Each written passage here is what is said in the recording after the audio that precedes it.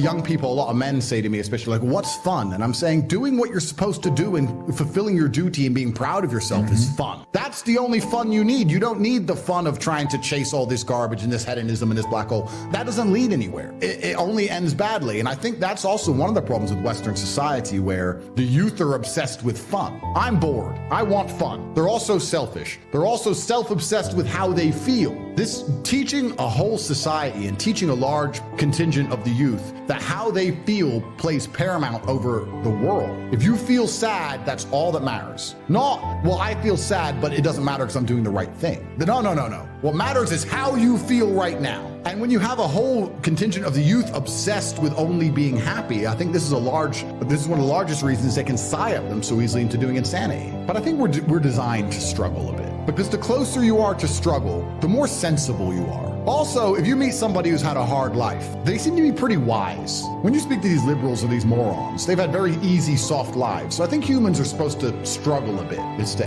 age-old adage. I know it's overused, but hard times create good men create good times, and the good times create a bunch of weaklings, and they mess everything up. These people have had too easy lives for too long, and none of them know any struggle at all. And they're going to destroy society en masse because they have never had any kind of difficulty in their life. What is life without difficulty in the first place? Some people are so basic and so vaporous and so thin that ChatGPT could talk the same kind of garbage they talk. Unless you have some suffering to anchor to, how can you have any kind of personal brand at all? Maybe I'm just talking from my own experience because my brand is built on pain and suffering, and maybe I'm trying to cope my way for having all the bad things happen to me that have happened. But if I didn't have them, I don't know what I'd talk about. But what would I talk about? I have a fast car. But the coolest thing about me having a fast car is I grew up with absolutely nothing. The coolest thing about me having a fast car is that they tried to take it off me and threw me in a dungeon. The coolest thing about me having a fast car is when I'm gonna get back in it after they failed to seize it off me when I was on an Interpol red notice for garbage. That's the cool part of it. Yeah. Go suffer and tell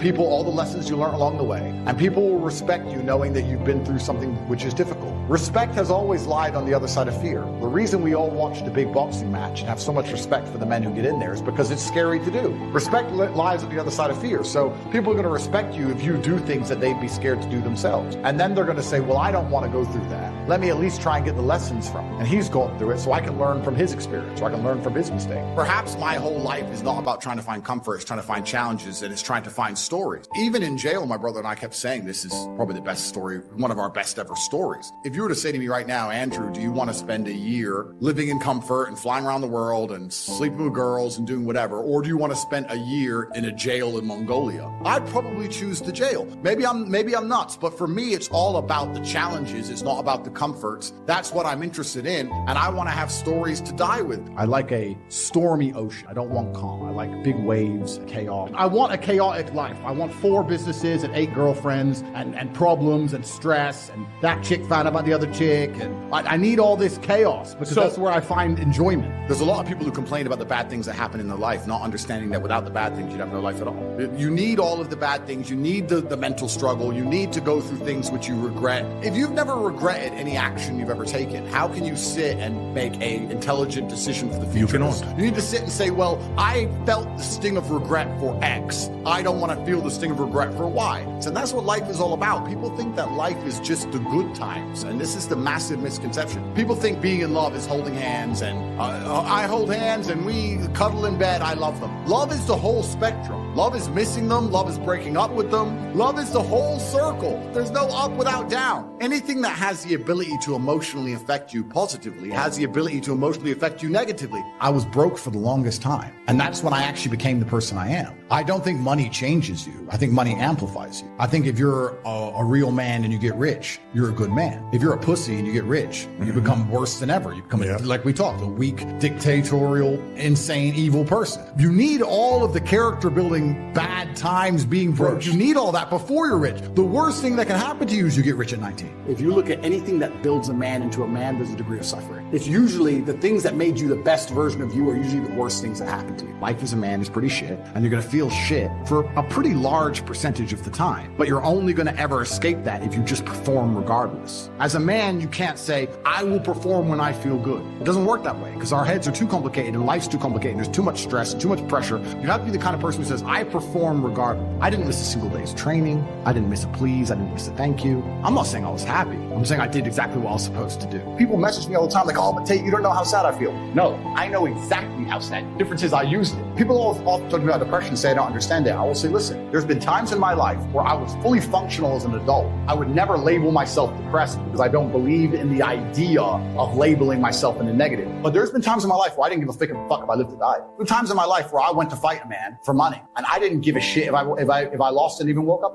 I had nothing worth living for. I was brokey, didn't have a girlfriend, got a 2-day call to fight some world champion, had nothing else going for me, got on a plane to Dagestan and fucking won. When are you even testing yourself in your day-to-day life? You're going to work, you're doing your job, you're sitting with your girl, you're playing video games. Where's your challenges? Where's your tests? How are you going to ever improve as a person if the most you do perhaps is sometimes go to the gym and follow a workout routine? There's no challenge, there's no fear, there's no consequence, there's nothing. You're never going to be at the upper echelon of masculinity unless you've been through difficult and hard things. When's the last time you genuinely felt challenged? When's the last time you sat down and thought, I have to make this work? You may not have done it your entire adult life. God doesn't like lazy people. God has created you and he wants to see the absolute best you can be. I think that taking care of yourself and being the best possible version of yourself you can be is how you please God. I think that's one of the best ways to praise him. I think that as a man, there's always going to be a degree of pain and suffering in your journey. I don't think you're ever going to become a successful man or be good at being a man without pain and suffering. There's many times in my life where something terrible happens to me, and at the time, if I could change it, I would have. But retrospectively, you kind of look back and go, you know what? That is what God decided I needed to become who I became. It's going to be painful to get strong, painful to get rich. Your heart's going to get broken a bunch of times. You have to be prepared for the pain. If you're not ready for pain, you're never going to be anything that matters. Your brain isn't yours anymore. It's been hijacked, poisoned, rewired to obey, scroll, consume, and stay weak. You're addicted to distractions, programmed by cowards, and too numb to realize it. You sit there scrolling for hours like it's nothing, like time is infinite, like every second of your life doesn't carry weight. Your focus has been shattered into fragments by a system designed to pacify you, and you allowed it. Your brain isn't free. It's shackled to algorithms written by men far more disciplined than you. They control what you see, what you crave, what you chase. They've convinced you that comfort is the goal, that pleasure equals happiness, and that avoiding pain means success. It's a lie. You were not born addicted. You weren't born with anxiety. You didn't come into this world drowning in self-doubt and brain fog. That was given to you slowly, systematically, until you thought it was normal. Every hour you spend binging nonsense, watching clowns dance on TikTok, or chasing validation from people who don't even know your name is an hour stolen from your purpose. And the worst part,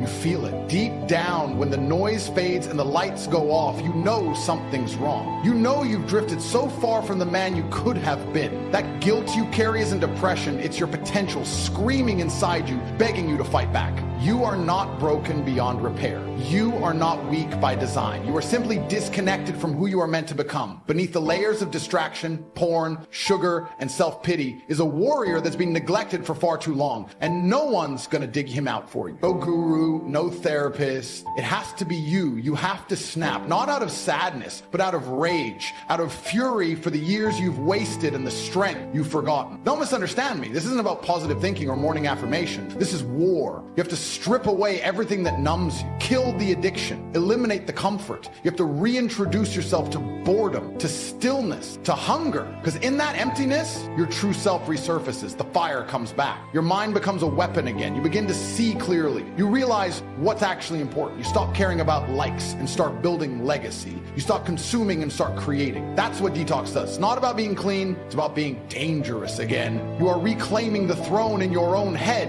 and the pain is the price, but it's also proof that you're shedding the old skin, proof that you're waking up. And that suffering, it doesn't last forever. What comes next is clarity, focus like you've never known, energy you thought you lost, a drive that feels like rage but moves like purpose. You'll see people differently. You'll hear the silence as power, not boredom. You'll recognize the system for what it is, a trap, and you'll never step into it again. You begin to operate on levels most men can't comprehend. You walk into a room and own it without saying a word. Your presence becomes pressure. Your words carry weight. Your time becomes sacred. You stop reacting and start dictating. People notice, women feel it, men respect it, but more importantly, you respect yourself. And that feeling, that unshakable self-respect, priceless. That's what a mental detox gives you. Not peace, but power, clarity, control. So if you're sitting there feeling lost, empty, foggy, it's not the end. It's the beginning, but only if you act. If you sit still, if you wait for motivation to magically strike, you'll rot. You'll drown in the same cycle of distractions that destroyed you in the first place. But if you stand up, look at your habits like enemies and attack them relentlessly, you will rise, you will rebuild, and you will remember who the fuck you were always meant to be. I've seen heroin addicts recover faster than men addicted to comfort. The body can heal, but the mind, that's where the real battle is. And the second you stop pretending it's okay to live distracted, the second you take the chains off and sit in silence with your thoughts, the second you stop running and start listening, you'll feel it. That flicker, that pulse, that faint heartbeat of the man you used to be before the world convinced you to be passive. You don't need a degree. You don't need money. You don't even need motivation. You need action. Ruthless, quiet, consistent action. Kill the noise, kill the excuses, get to work. And if you fall, get back up. If your brain screams for comfort, let it scream, then keep moving. That's the process. That's how the real ones are built. Not through comfort, not through followers, but through pain, repetition, and silence. That's how men are forged. That's how minds are reborn. Do you understand how much time you've already wasted? You scroll, you pause, you watch others live, and you lie to yourself, saying tomorrow you'll start. But that same tomorrow was yesterday's promise, and you still did nothing. You've become a master of procrastination, a king of delay, and you wear it like a hidden chain, pretending it's not choking. You think you're young? You think you're safe? Let me tell you something nobody wants to hear. Every second you spend idle is a second that will never return. You are not immortal. You're bleeding time, quietly, invisibly. And the scariest part is that you normalize. Do you want to know what the most terrifying regret sounds like? It's not anger. It's not sadness. It's the silence of an old man realizing he never even tried, that he spent his prime in comfort, that his memories are a blur of screens, soft beds, and missed opportunity. That's the true hell, not failure,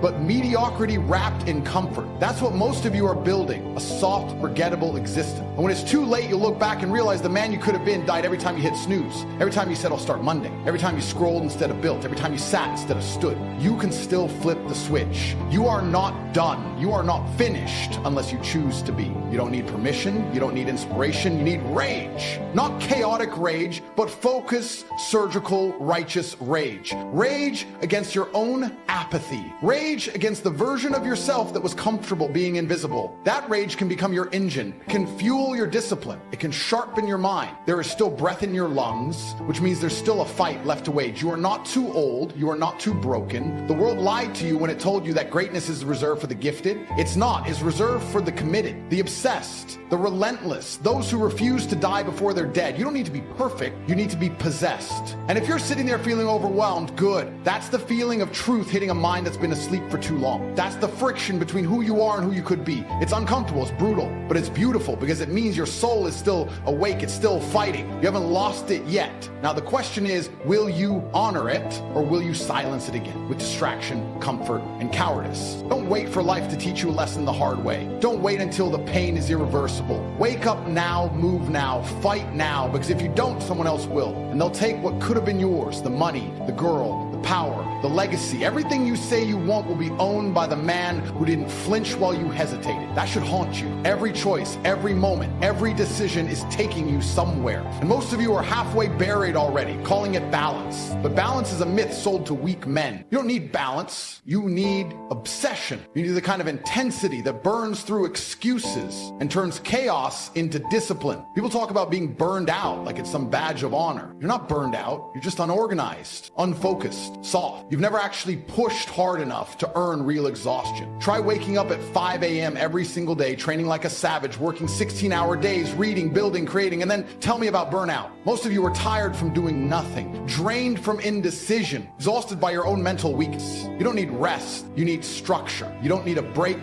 You need a mission. Because men without a mission rot. They drift. They shrink. And the world has no mercy for a man who shrinks. You think masculinity is toxic? No. Weakness is toxic. toxic. The inability to protect. Masculinity is clarity, it's drive, it's purpose, it's responsibility, it's discipline, it's being the man everyone can count on when the world starts falling apart. That's the gift. You are capable of building a life so powerful it bends reality. You can become the man people whisper about when you walk in. Not because you yell, not because you flex, but because your presence is undeniable. The game of life doesn't care about your feeling. It doesn't stop when you're tired. It doesn't lower the level because you're struggling. It just keeps moving. And if you don't keep pace, you get left behind permanently. I don't care what your background is. I don't care how broke you were born, how bad your hand was, how little support you had. I've seen men claw their way out of absolute hell and come out savage, bulletproof, unstoppable because they decided to stop making excuses. The second you stop blaming the world, everything changes. Because self-improvement isn't a phase, it's a lifestyle. It's war. It's the decision to wake up every day and become someone no one thought you could be. You want to inspire others? Build yourself first. You want to lead others? Master yourself first. You want the world to respect you? Then give it something it can't ignore. Strength, resolve, relentless ambition. You owe that to yourself.